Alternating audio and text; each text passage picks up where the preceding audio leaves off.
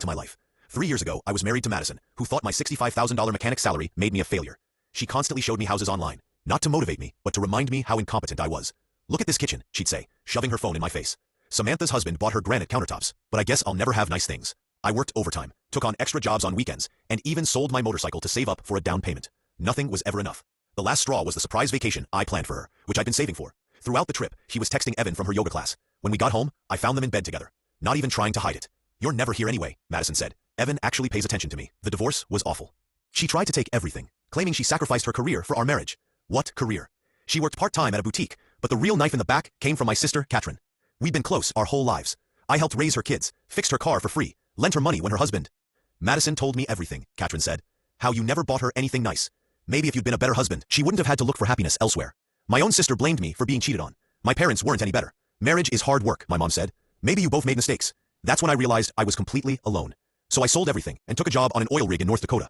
18 months of hell, 14-hour shifts in freezing weather, living in a small trailer with 3 other guys who never showered. But the money was incredible, $120,000 a year, almost no expenses. I saved every penny, living on ramen and protein bars. When I came back, I had almost $200,000 in cash and a perfect credit history, thanks to paying off all my debts. I started looking for a house, and I saw it. 42 Maple Street, Madison's dream house. She had shown me that house dozens of times over the years. "Look at those hardwood floors," she would sigh. "I'm dying for a kitchen like that." The asking price was $285,000. I offered $300,000 cash, no contingencies. Closing in 2 weeks. The seller didn't even have time to agree. I kept it a secret, but the real estate agent posted it on Facebook.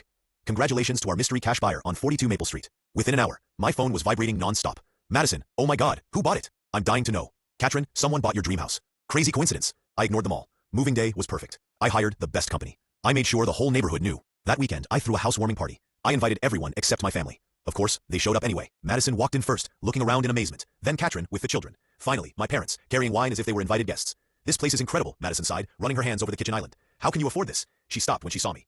"Hi, Madison," I said calmly. Katrin was the first to recover. "We heard about the party. This house is amazing." "Oil rigs," I said simply. "Turns out when you're not supporting a cheating wife, you can save quite a bit." Madison took a step forward, tears welling up in her eyes. "You're right," I nodded. "Just before you told me I could never afford this. Just before you found someone who could." "Security," I called to my friend Kai. "Please escort these people out." "We're family," Katrin protested. "Family doesn't choose cheating wives over their own blood," I replied. As they walked towards the door, Madison turned back one last time. "Don't you think you're being vindictive?" I looked around my beautiful house, the hardwood floors, the granite countertops she dreamed of for years. "This is just me living my best life without any of you in it." The door closed with a satisfying click. "They've been calling ever since.